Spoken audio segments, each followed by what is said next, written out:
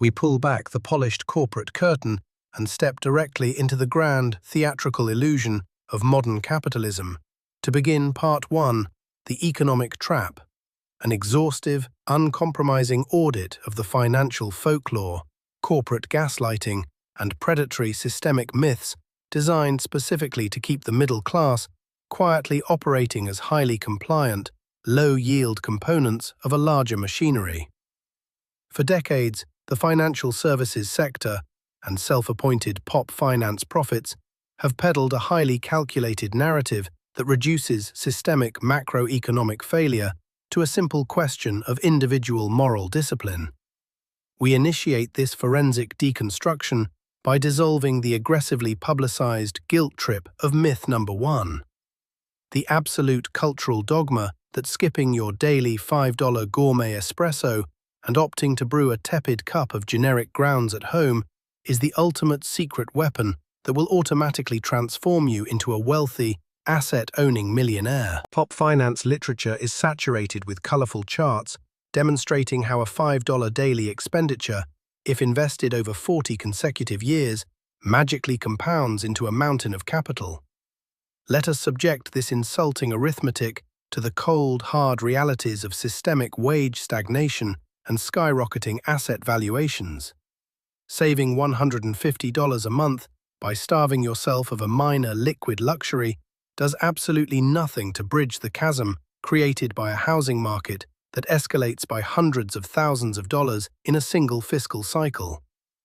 This narrative exists purely to shift the blame of systemic wealth disparity away from stagnant corporate compensation models and directly onto the consumer's breakfast habits, serving as a psychological weapon to ensure that while you remain financially broke, you also remain deeply laden with personal shame over a simple cup of coffee. This calculated misdirection shifts smoothly from the coffee shop straight to the vault as we puncture the secure mid-century delusions of myth number 2, the comforting belief that keeping your hard-earned life savings locked inside a traditional, secure bank savings account is the safest, most responsible way to guarantee long-term financial stability for your future.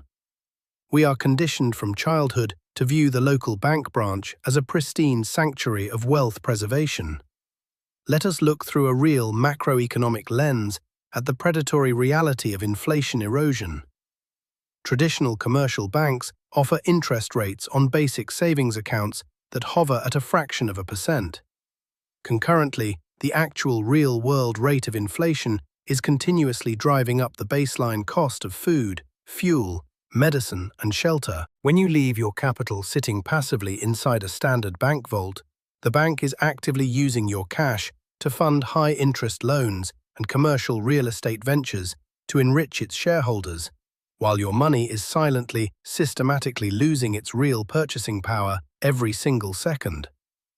A traditional bank account is not a shield against risk. It is a guaranteed, slow-motion furnace that evaporates the utility of your currency over time, transforming the concept of a safe saver into nothing more than a highly predictable victim of systemic devaluation. The structural rules of the game are equally weaponized against our common sense, leading us straight into the puritanical fallacies of myth number 3, the strict moralistic doctrine that carrying any form of financial credit card or personal debt is an absolute moral failure that guarantees you will permanently ruin your economic future. A whole subculture of financial evangelists preaches a lifestyle of total debt abstinence, commanding their followers to cut up plastic cards and pay for all of life's massive transactions with physical cash. Let us expose the calculated irony of the modern credit scoring mechanism. The entire contemporary financial system is deliberately constructed as a pay-to-play network. If you follow the advice of these debt-free purists and refuse to utilize credit instruments, your official credit file becomes an absolute vacuum. In the eyes of corporate algorithms, a person with zero debt history is classified exactly the same as a high-risk financial delinquent. Without a highly manicured credit score, which can only be built by actively participating in controlled, recurring debt cycles and handing over interest payments to banking institutions, You are effectively locked out of buying a primary residence, acquiring commercial property, or securing corporate insurance rates, proving that the system forces you to dance with the credit monster just to gain permission to build an ordinary life. This institutional gateway brings us directly to the grandest cornerstone of the middle-class dream, dismantling the real estate exaggerations of myth number 4, the absolute, unwavering certainty that owning a residential house is always a guaranteed, flawless investment that naturally builds permanent wealth vastly superior to renting a modest apartment.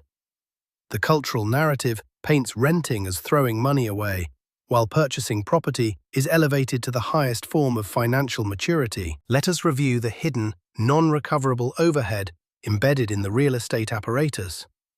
When you buy a residential house using a standard 30-year mortgage, the amortization schedule ensures that for the first decade, the vast majority of your monthly payments do absolutely nothing to reduce the principal balance. Instead, it goes directly into the bank's pocket as pure interest profit. Once you overlay the unceasing drag of localized property taxes, high home insurance premiums, structural depreciation, roof replacements, and general maintenance fees, the math reveals a terrifying reality. A primary residence is not a wealth-generating asset that puts cash into your pocket. It is a massive, highly illiquid liability that continuously drains your monthly capital, proving that while real estate can provide shelter, treating it as a flawless shortcut to wealth is a marketing illusion created by brokers and lending agencies. The extraction of human labor faces similar systemic limits, bringing us directly to the corporate exhaustion of myth number 5. The exhausting, linear doctrine that working extra overtime hours at your corporate job is a direct, reliable path to escalating your wealth and achieving true financial freedom. The industrial work ethic promises that if you simply arrive early, stay late, and sacrifice your evenings to the corporate hierarchy, the financial rewards will naturally compound into permanent independence. Let us review the fundamental scaling limitations of exchanging finite human time for linear currency. You possess only 24 hours in a day, and your capacity for physical labor hits a hard biological ceiling very early in life.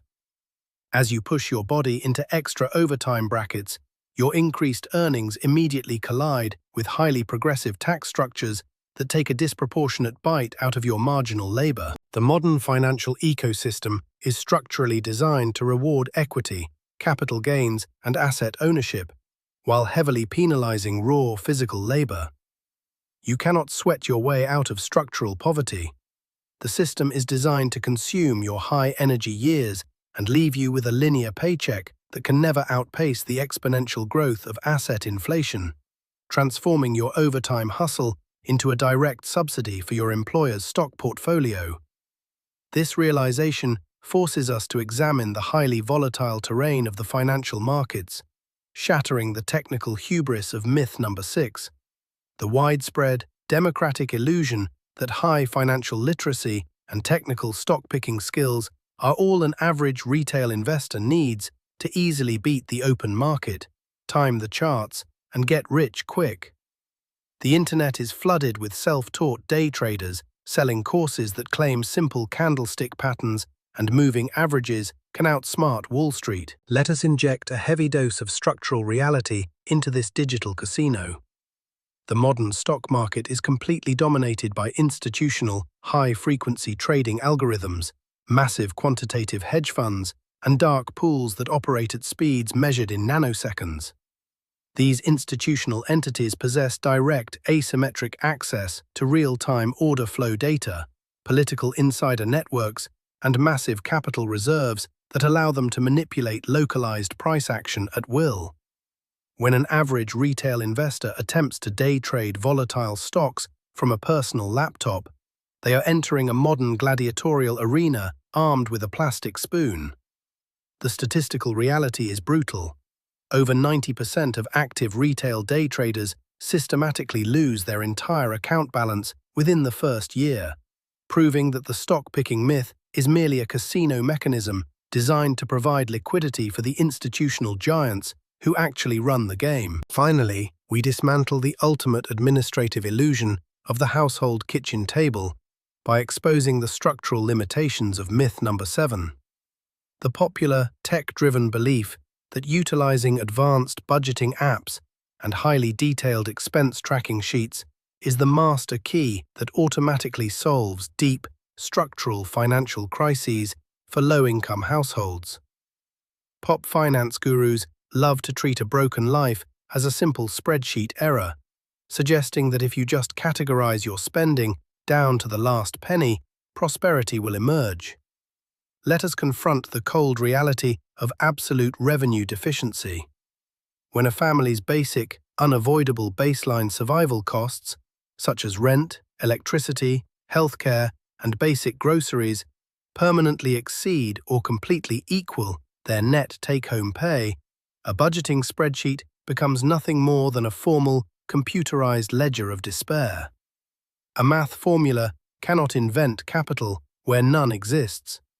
Strict budgeting merely reorganizes structural scarcity without doing a single thing to address the core macroeconomic issues of chronic underemployment, systemic wage suppression, and low compensation. The obsession with personal tracking sheets serves as a brilliant ideological distraction, focusing the citizens' attention entirely inward on managing their microscopic expenses rather than looking outward at an economy that systematically refuses to pay a living wage. We step forward into the secondary vault of our systemic audit to begin Part 2, the credential and asset illusion, a methodical vivisection of the institutional traps, academic rackets, and investment fairy tales designed to separate the middle class from their liquid capital under the guise of upward mobility. The machinery of modern finance thrives on selling complex illusions of security, transforming speculative gambles and predatory debt traps into sacred milestones of adult responsibility. We open this chapter of deceptions by shattering the foundational academic trap of myth number 8. The absolute, unwavering social doctrine that securing a massive six-figure student loan to pay for an expensive, prestigious university degree is always a guaranteed investment that automatically pays for itself through highly inflated lifetime earnings. For generations, high school students have been marched into the offices of loan officers and instructed to sign away their financial futures before they are even old enough to rent a vehicle. Let us look past the glossy university brochures to examine the cold reality of credential inflation. As the state systematically subsidized student loans, universities responded by aggressively inflating tuition costs at multiple times the rate of base inflation, while transforming campuses into luxury resorts. Concurrently, the job market has become completely saturated with identical degrees, reducing a bachelor's credential to the modern equivalent of a basic high school diploma. Graduates enter the workforce carrying the equivalent of a home mortgage in high-interest debt, only to find that their entry-level salaries are thoroughly consumed by loan interest, forcing them into decades of financial bondage while working corporate jobs that do not even require the specialization they purchased, proving that modern higher education functions primarily as a debt generation engine disguised as enlightenment.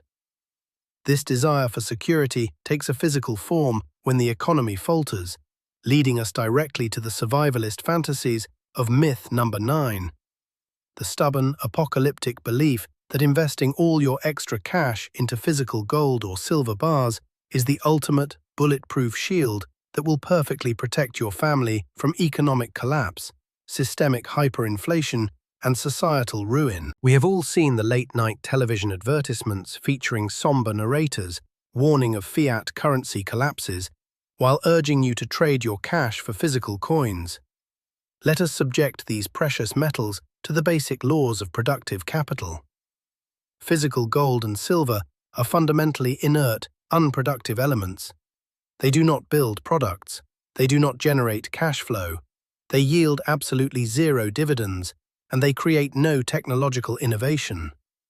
A bar of gold sits in a vault for 50 years, and when you open the vault, it is still the exact same bar of gold, doing nothing but generating ongoing storage fees, security costs, and massive transaction premiums charged by the very dealers who sold it to you. Over any extended historical horizon, precious metals consistently and dramatically underperform productive assets like corporate equities or cash-flowing businesses. If society actually collapses to the point where fiat currency is completely worthless, nobody is going to trade their scarce canned goods or medical supplies for a heavy yellow rock, converting your ultimate shield into nothing more than a highly illiquid weight in your pocket. The illusion of automated security extends directly into our twilight years, bringing us to the rigid mathematical compliance of myth number 10.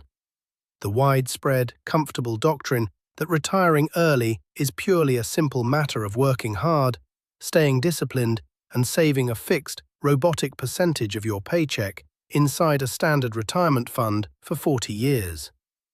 The financial industry provides neat online calculators that promise if you just input a steady contribution, you can confidently cruise into a comfortable, permanent retirement on a designated calendar date.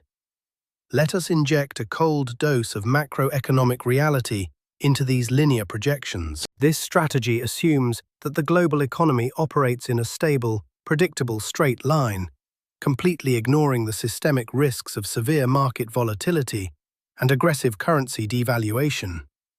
If a major macroeconomic shock, an international banking crisis, or a prolonged multi-year market downturn occurs right as you approach your designated retirement window, decades of your highly disciplined savings can be instantly, ruthlessly evaporated in a matter of weeks.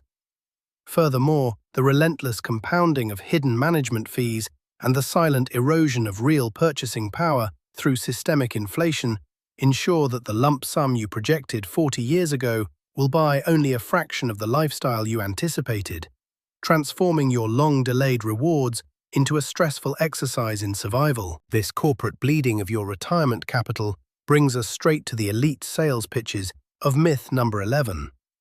The institutional fiction that actively managed mutual funds and specialized investment portfolios are vastly superior to cheap, boring index funds because highly paid Wall Street expert stock pickers possess the secret technical acumen needed to beat the broader market.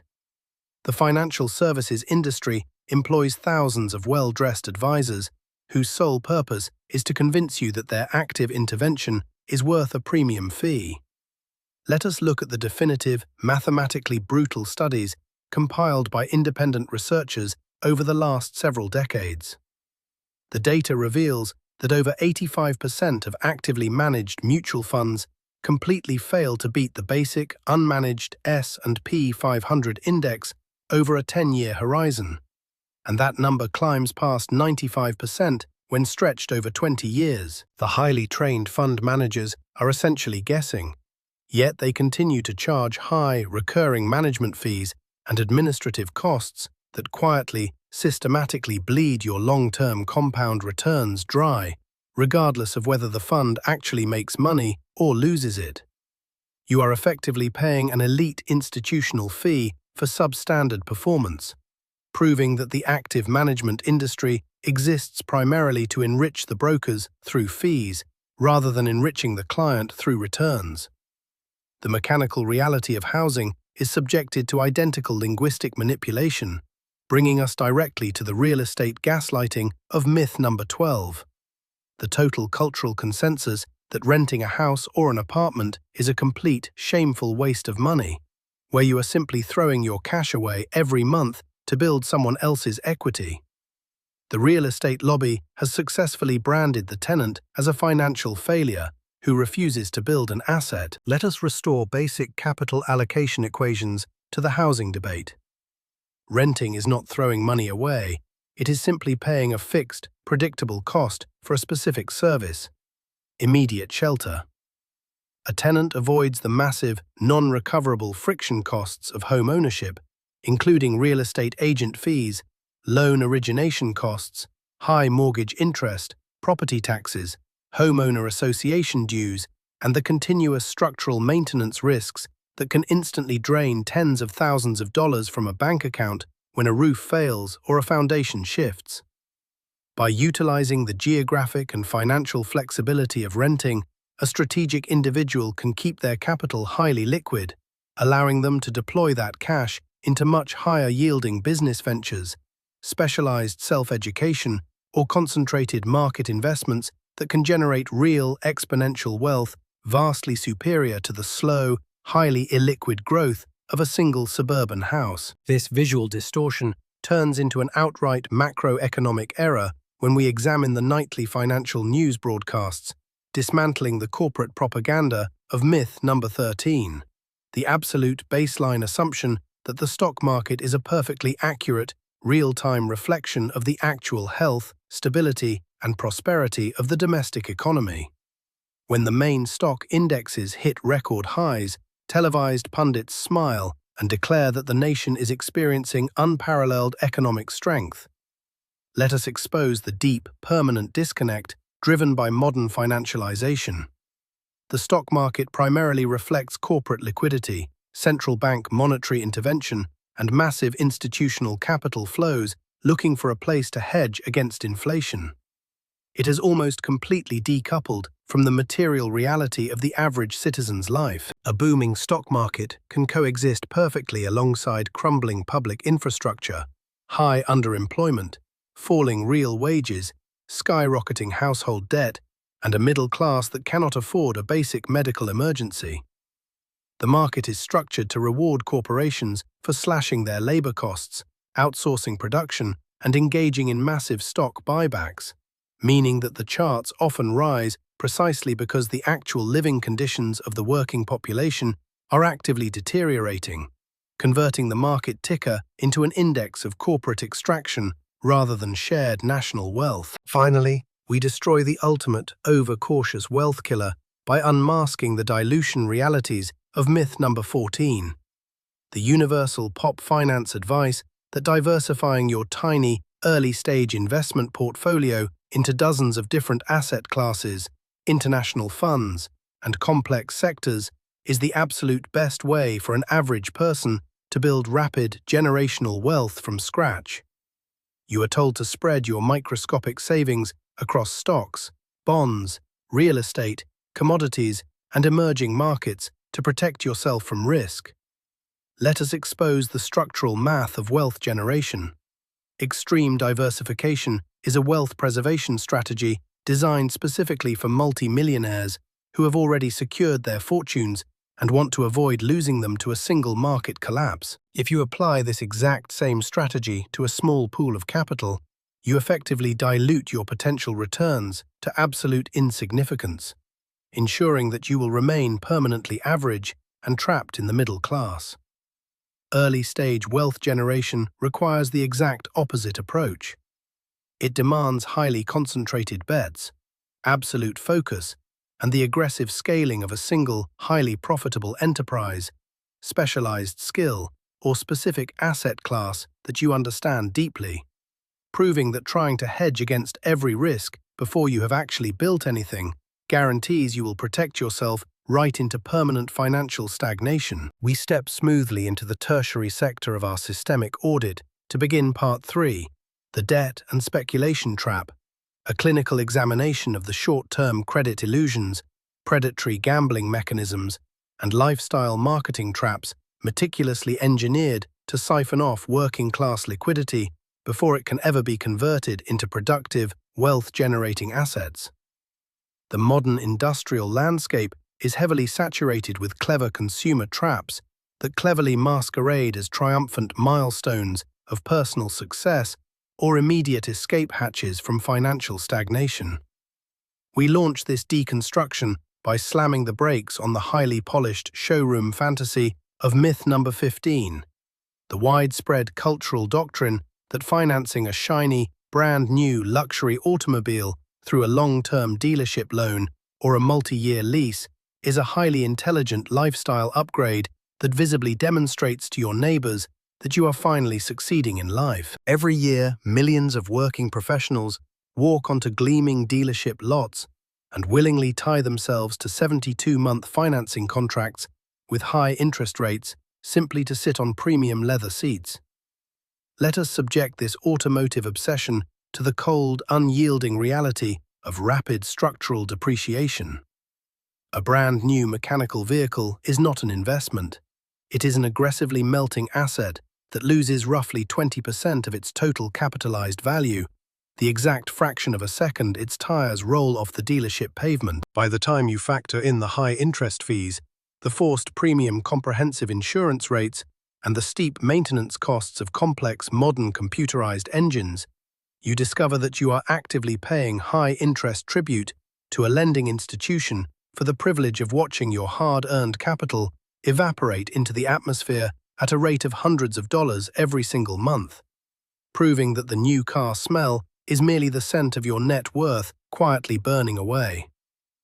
This desperate desire to project instant prosperity shifts naturally from the driveway directly into the digital trading app as we terminate the speculative hallucinations of myth number 16, the modern, internet-fueled doctrine that retail day trading in highly volatile cryptocurrencies, leveraged options contracts, or complex foreign exchange currencies is a highly viable, legitimate, full-time career path for ordinary people looking to escape the corporate grind and build rapid wealth from home. Social media algorithms are completely flooded with self-proclaimed financial prodigies filming themselves in front of multi-monitor charts, promising that if you simply memorize a few geometric candlestick patterns and download their proprietary trading application, financial freedom is yours for the taking.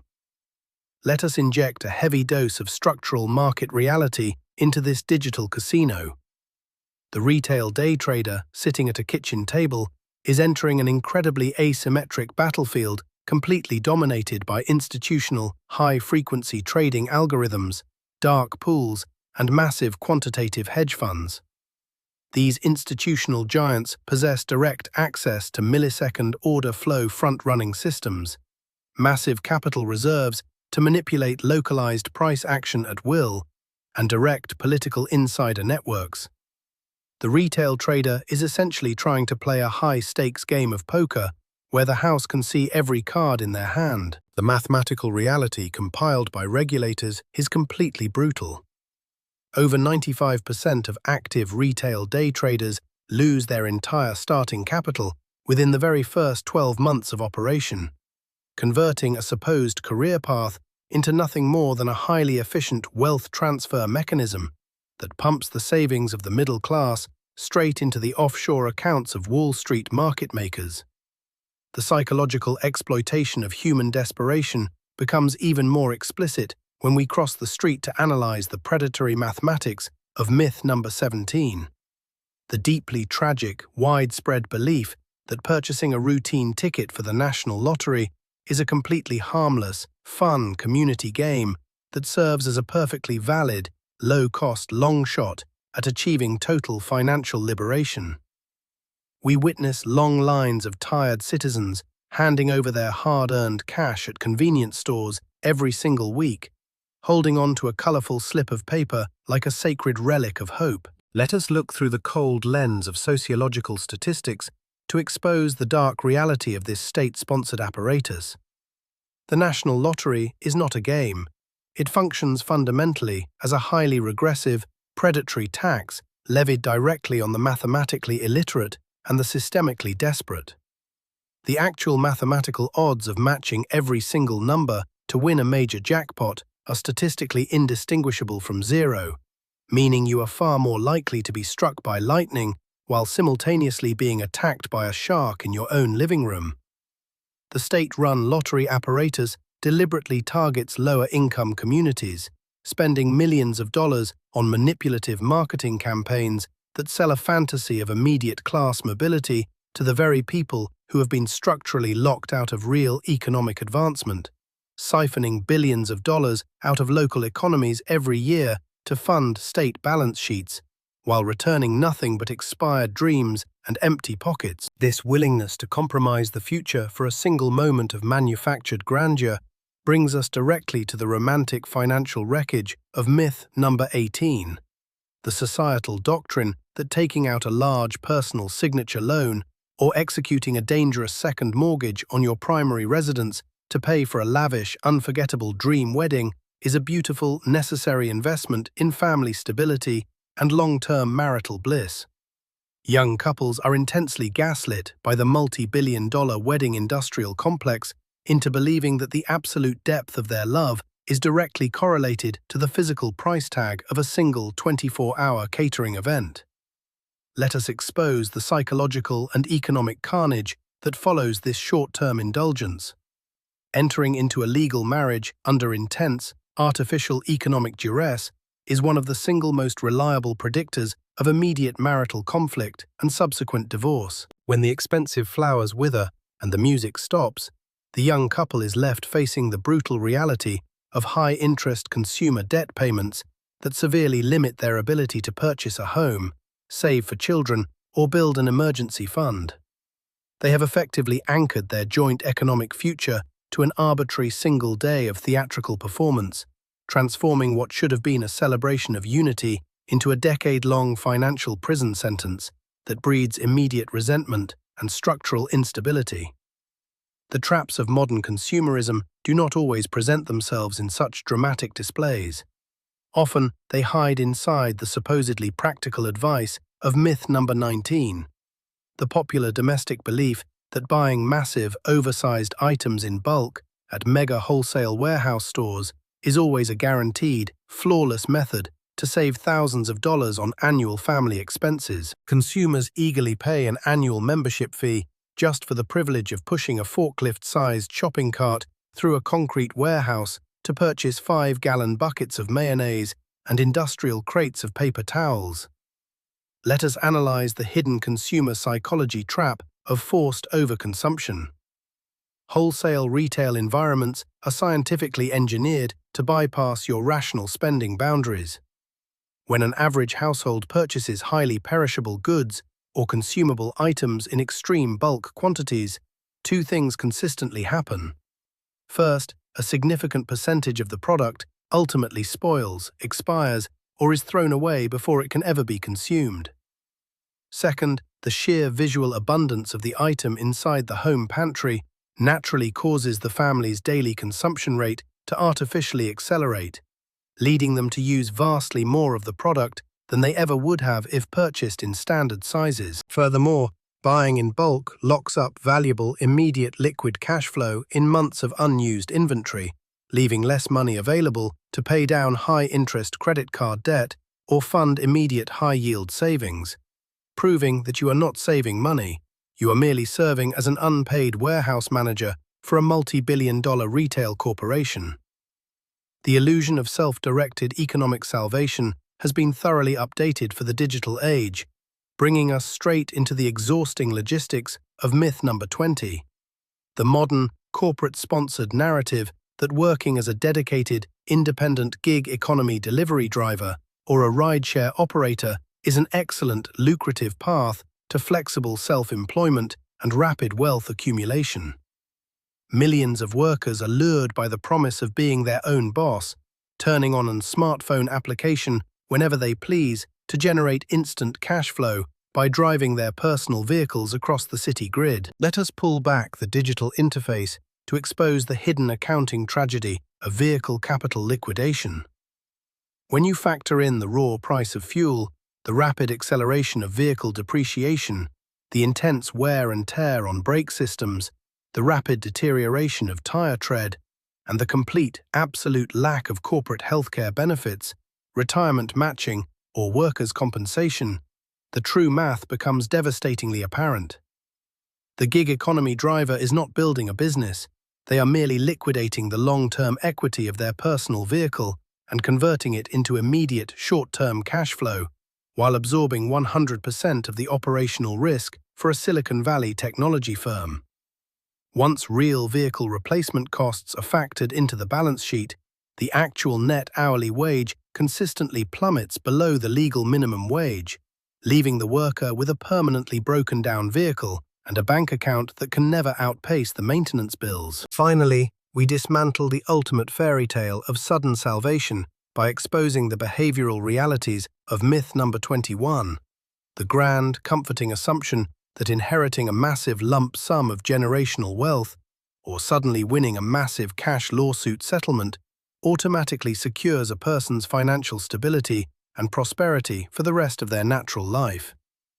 We look at lottery winners and sudden heirs, imagining that a single injection of millions of dollars instantly solves the equation of poverty forever. Let us confront the brutal, documented data compiled by behavioral economists. The vast majority of sudden wealth recipients go completely, thoroughly bankrupt within less than 5 years of receiving their capital injection. Money without structural management systems, psychological discipline, and deep financial literacy is merely an accelerant for lifestyle inflation. Without a pre-existing system to manage capital allocation, protect against predatory family demands, and navigate complex tax structures, a sudden lump sum of cash triggers a catastrophic wave of impulsive spending, bad business ventures, and toxic social friction, proving that true wealth is never a static number sitting in a bank vault, but rather a dynamic set of behavioral systems, proving that until you master the internal mechanics of capital control, the universe will always find a rapid, highly efficient way to return you to your baseline level of financial scarcity. We step deliberately into the deep, bureaucratic labyrinth of the financial architecture to begin Part 4, the institutional extraction, a cold-blooded autopsy of the highly complex, state-sanctioned, and corporate-engineered funnels designed specifically to bleed away your disposable income under the guise of legal compliance, safety, and elite consumer status. The true genius of the modern financial engine does not lie in overt robbery, but in the artful design of complex systems that convince the average citizen to willingly hand over their liquidity while celebrating it as a triumph of personal management. We initiate this deep deconstruction by exposing the celebratory delusions of myth number 22, the bizarre, widespread middle-class belief that maximizing your annual tax deductions and aggressively chasing a massive government tax refund check at the end of the spring is a brilliant, highly sophisticated strategy for building real personal wealth. Every year, millions of citizens treat their tax refund as a magical windfall, posting videos of their checks and planning immediate shopping sprees. Let us look through a basic mathematical lens to destroy this structural illusion. A large tax refund is not a gift from the state. It is an absolute mathematical proof that you have naively granted a completely interest-free loan to the government for 12 consecutive months, giving them permission to use your hard-earned cash to fund their operations while you struggle to pay your monthly bills. Furthermore, the modern obsession with chasing tax write-offs leads consumers to engage in fundamentally broken economic behavior, actively spending a full dollar on a depreciating, unnecessary business asset simply to avoid paying 30 cents in taxes, resulting in a permanent net negative financial trade that drains your real liquidity just to win a meaningless gold star on a tax return. This systemic bleeding of capital becomes even more predatory when we analyze the elite sales pitches of myth number 23, the corporate doctrine that buying complex whole life insurance or bundled accumulation insurance policies is an incredibly smart, highly sophisticated way to protect your family from tragedy while simultaneously investing for your retirement. Insurance agents love to present these hybrid products as a masterclass in utility, showing you charts where your premiums build a cash value that you can supposedly borrow against later in life. Let us pull back the thick layer of legalese to expose the predatory structural reality of these financial products. Whole life policies are heavily front-loaded with astronomical agent commissions, extreme administrative fees, and hidden management charges that quietly devour your capital for the first decade of the policy's existence. The internal rate of return on the investment portion of these funds is notoriously abysmal, consistently failing to keep pace with basic market averages. If you simply buy a cheap, straightforward term life insurance policy to cover your actual dependency years and immediately redirect the remaining massive difference into a low-cost, unmanaged index fund, you will accumulate a vastly larger mountain of liquid capital over time without being locked into a high-fee insurance trap where the only entity guaranteed to get rich is the broker who sold it to you. The illusion of automated security extends directly into the corporate breakroom, leading us straight to the institutional dependencies of myth number 24. The comforting, unquestioned belief that relying entirely on your corporate employer's 401k matching program or company pension plan is a foolproof, fully sufficient strategy to guarantee a wealthy, independent retirement. The Human Resources Department presents the company plan as a generous gift, assuring you that if you simply check the box to contribute your fixed percentage, the corporate machine will handle the rest. Let us look at the structural lock-in built into these employer-sponsored architectures. Matching limits are strictly capped at minimal percentages, ensuring that your retirement growth remains permanently tied to a linear salary structure. Furthermore, these plans are heavily gate-kept by predatory vesting schedules, designed specifically to force you to remain at toxic, low-growth corporate jobs for years just to earn the right to keep the company's matched portion. When you factor in the highly limited, high-fee mutual fund options typically offered within these institutional menus, alongside the terrifying reality that corporate mismanagement, sudden bankruptcy, or a poorly timed market crash can instantly freeze or wipe out the underlying infrastructure, you realize that outsourcing your entire future to a corporate pension is a dangerous gamble that swaps real personal autonomy for a fragile corporate promise. This manufacturing of artificial status brings us directly to the gamified consumption of myth number 25, the widespread elite consumer narrative that upgrading to a premium, high-fee rewards credit card is a fantastic, highly intelligent method to earn thousands of dollars in free international flights, luxury hotel stays, and elite cashback perks. Modern credit card issuers have successfully turned consumer spending into a highly addictive video game, offering heavy metallic cards with names like Platinum, Sapphire, or Gold to make the user feel like a member of a private country club. Let us examine the chilling psychological data tracked by modern behavioral economists. When an individual switches from using physical cash or a basic debit card to a gamified rewards card, the friction of spending is completely removed from the brain's neural pathways. Internal bank data reveals that consumers utilizing rewards cards consistently spend roughly 30% more on impulse purchases, premium upgrades, and unnecessary dining than cash users. This massive surge in lifestyle inflation completely eclipses the microscopic value of the points or miles earned, proving that the airline points are not free gifts. They are a highly calculated bait designed to turn you into a hyper-consumer who overspends on depreciating items just to receive a discounted seat on a flight you wouldn't have otherwise taken. The fantasies of the middle class often mimic the complex maneuvers of the hyper-wealthy, bringing us to the regulatory realities of myth number 26. The popular internet belief that moving your small business or personal assets to an exotic offshore tax haven is a cheap, easy, and flawless trick that anyone can use to completely avoid paying taxes, just like a global billionaire. The internet is flooded with digital nomad gurus claiming that a simple shell corporation in a tropical island country will instantly shield your income from the state. Let us inject a massive dose of legal and financial friction into this international fantasy. The global regulatory landscape is fiercely locked down by strict reporting frameworks and aggressive compliance mandates.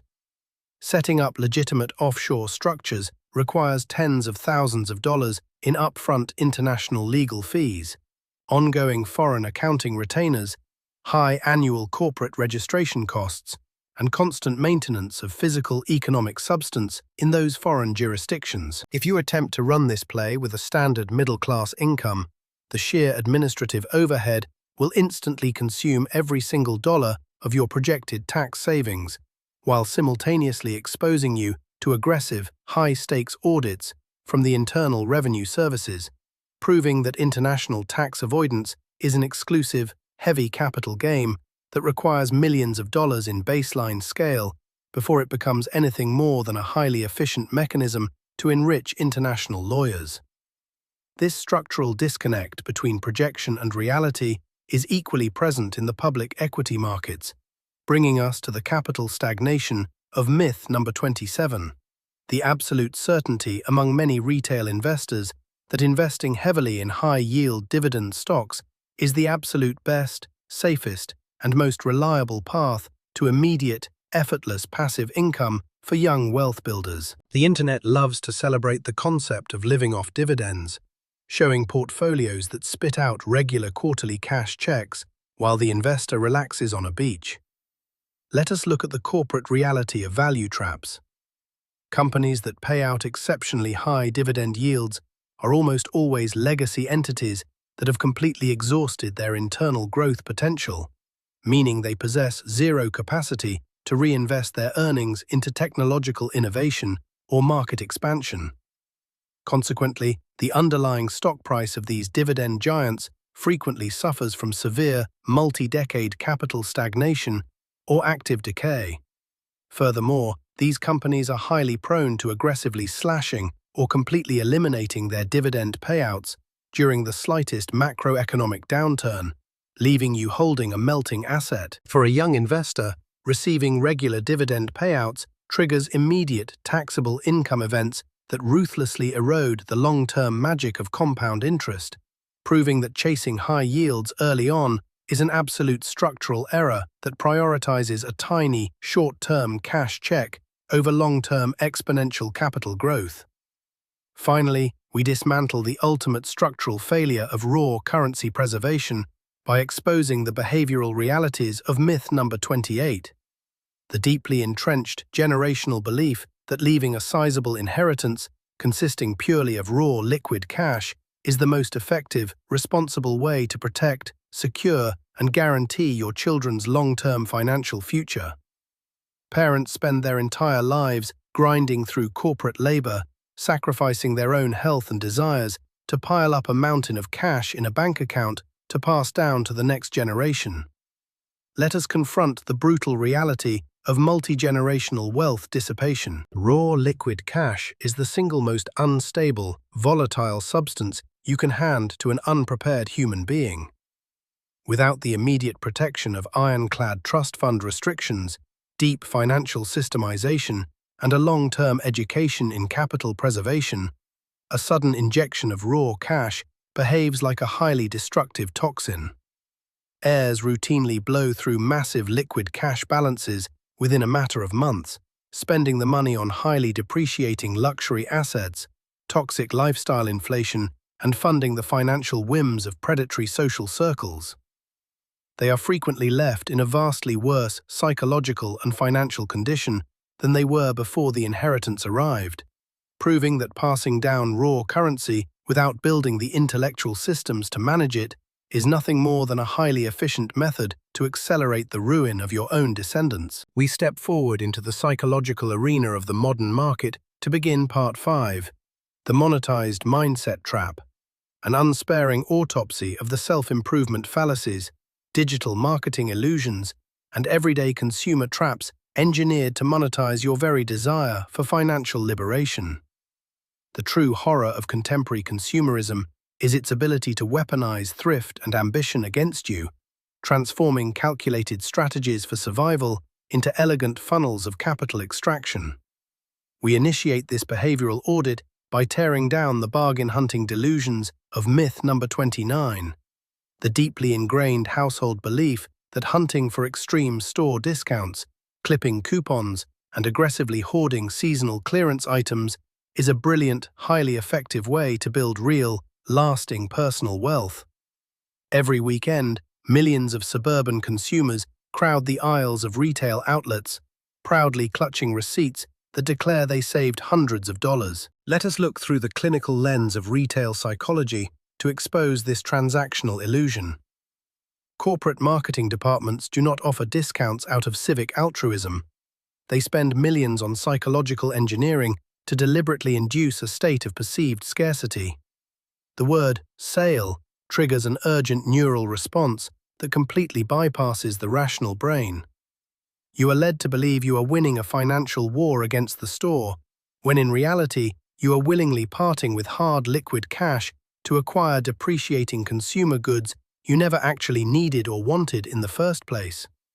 You cannot spend your way into financial independence, and a 40% discount on a useless luxury item is still a 60% net drain on your family's immediate liquid reserves. This optimization of behavior easily translates into the digital realm, bringing us to the automated hallucinations of myth number 30, the modern internet doctrine that creating a fully automated, hands-off online dropshipping business is an incredibly easy, low-risk method for any ordinary person to generate massive passive income without upfront capital.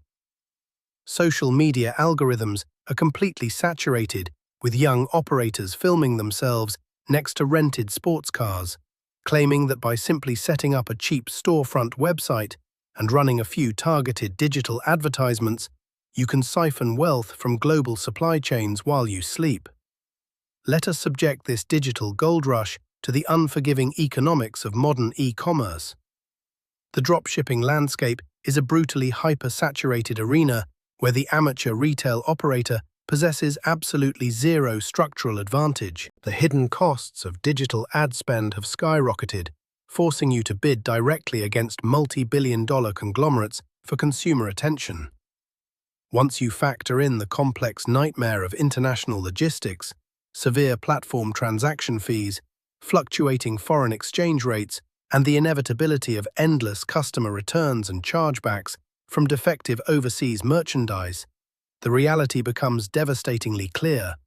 The slim, theoretical profit margins are quietly, ruthlessly crushed into oblivion, leaving thousands of naive operators heavily in the red, while the only individuals getting rich are the platform companies charging hosting fees and the gurus selling the courses. This brings us directly into the dark, self-sustaining loop of the info-business industry, dismantling the motivational fabrications of myth number 31, the predatory cultural belief that paying thousands of dollars for exclusive online masterclasses, success coaching, and high-ticket lifestyle mentorship programs is the ultimate, fastest shortcut to getting rich in the modern economy.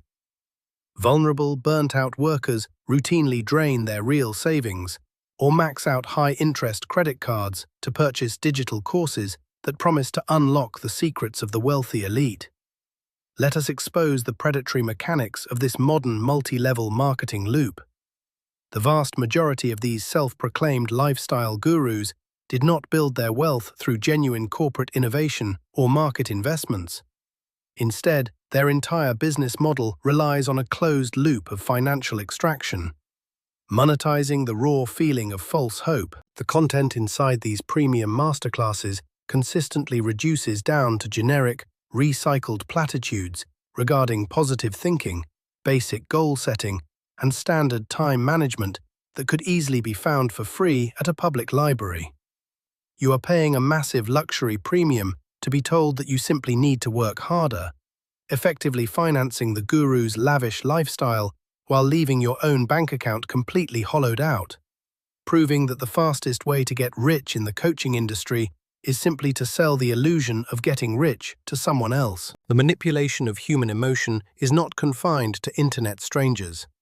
It frequently infiltrates the immediate family circle, bringing us to the legal and financial catastrophes of myth number 32, the widespread societal doctrine that co-signing a high-interest personal loan, a vehicle financing contract, or an expensive apartment lease for a close friend or struggling family member is a completely harmless, noble act of emotional support.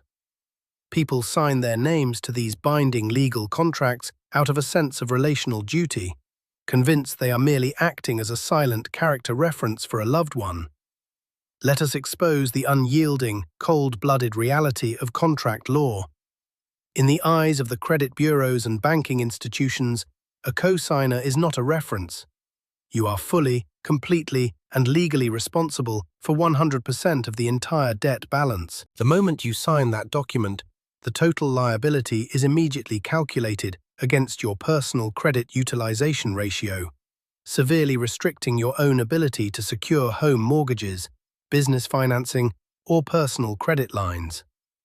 When the primary borrower inevitably defaults on their payments due to the exact same financial instability that prevented them from qualifying for the loan independently, the financial institution will ruthlessly come after your assets, destroying your personal credit score and permanently fracturing family relationships in a wave of bitter resentment, proving that mixing emotional loyalty with institutional debt is an absolute recipe for mutual ruin. This pursuit of artificial status on a limited budget takes a mechanical form in the driveway, leading us directly to the automotive traps of myth number 33, the enticing belief that buying a highly depreciated, heavily used European luxury vehicle for a cheap upfront price is a smart, highly sophisticated way to enjoy an elite lifestyle on a strict working-class budget. The secondary market is completely flooded with decade-old premium sedans that originally cost $80,000 but are now listed for a mere fraction of that amount. The naive consumer imagines they have discovered a profound loophole in the class system. Let us look at the brutal, unyielding economics of specialized automotive maintenance. A vehicle may depreciate in value, but the cost of its specialized replacement parts and engineering labor remains permanently tied to its original luxury price tag. These advanced vehicles are designed with immense mechanical complexity and proprietary diagnostic software that forces you to utilize specialized, high-fee dealerships for even the most basic servicing. The moment a complex air suspension bellows fails, a computerized transmission module malfunctions, or a rare imported gasket begins to leak, the repair invoice will instantly exceed the actual market value of the entire car, transforming your cheap status symbol into an unpayable financial anchor that completely drains your liquid cash flow, proving that there is nothing more expensive than a cheap luxury automobile. The desire to participate in major asset classes with minimal capital has driven the creation of new financial instruments, bringing us to the structural dangers of myth number 34.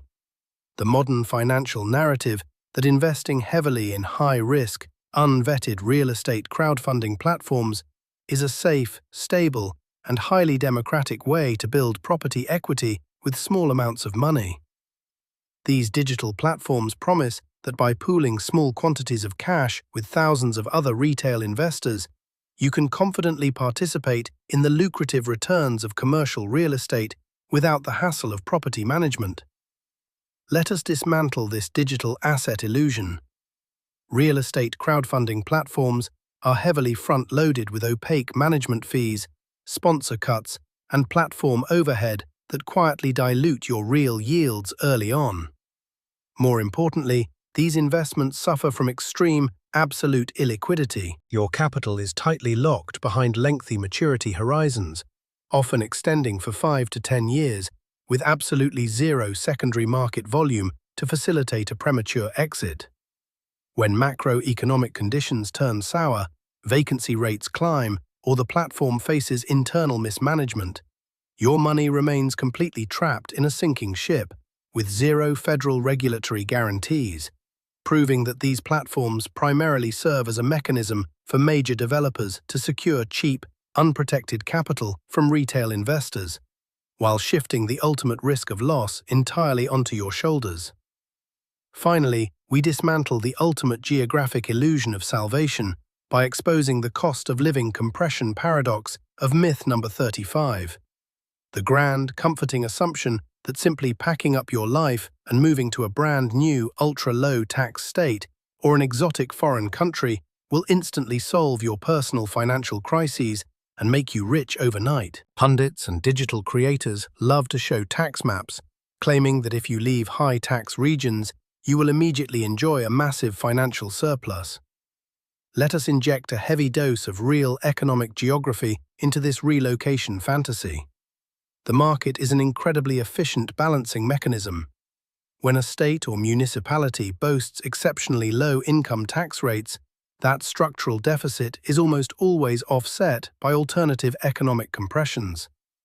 Lower tax regions are frequently characterized by significantly lower baseline corporate wages, lack of public infrastructure, high localized sales taxes, or hidden municipal fees that add up quietly on your monthly bills.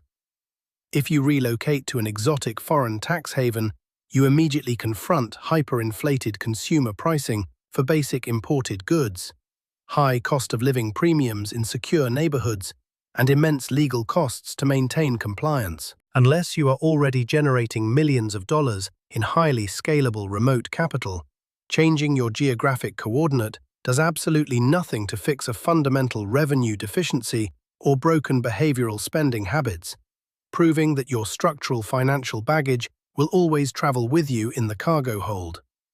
We ascend finally into the absolute apex of the economic architecture to begin Part 6, the systemic lock-in, a cold, unyielding dissection of the ultimate philosophical fabrications, structural traps, and institutional gaslighting, engineered to seal your placement within the economic matrix.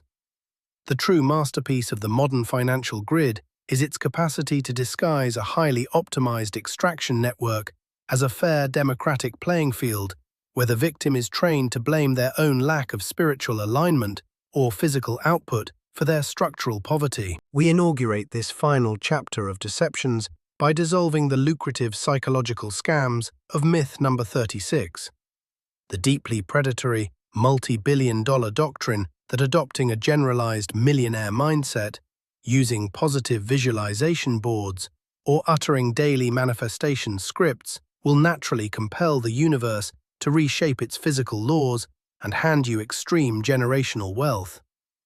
The toxic positivity industry has successfully financialized hope, selling expensive seminars, books, and digital courses that instruct the working-class citizen to stare into a mirror and wish their way out of a deficit.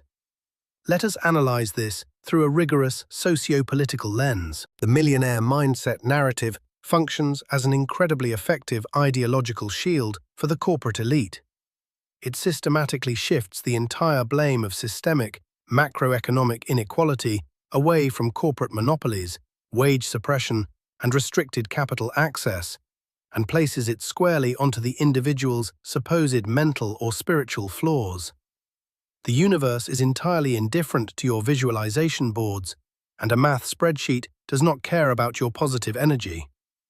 While you are busy meditating on abundance, the real structural barriers of the economic grid remain completely untouched, ensuring that you remain thoroughly broke while the self-help gurus, laughing all the way to the bank, are the only ones experiencing a true financial manifestation. This psychological manipulation easily shifts into institutional reliance, leading us directly into the demographic illusions of myth number 37, the comfortable, multi-generational belief that government-backed pension systems and national social security programs are perfectly safe, fully funded cash reserves locked inside a pristine state vault, waiting patiently to fund your retirement years. Workers spend their entire adult lives watching a significant percentage of every single paycheck get ruthlessly deducted under the state-sanctioned promise of lifelong, late-stage security. Let us subject this civic contract to the cold, mathematical realities of global demographics. Modern social security networks are not personal savings accounts. They operate fundamentally as pay-as-you-go economic structures. The taxes harvested from current workers are immediately, entirely deployed to fund the benefits of current retirees. As collapsing birth rates collide violently with a rapidly aging population and skyrocketing life expectancies, the mathematical foundations of this generational pyramid scheme are fracturing in real time. Future generations are being marched directly toward an unavoidable fiscal brick wall where governments will be forced to aggressively delay retirement ages, hike payroll taxes to extortionate levels, or quietly implement devastating cuts to real purchasing power through engineered inflation, converting your sacred civic safety net into a highly volatile, underfunded mirage.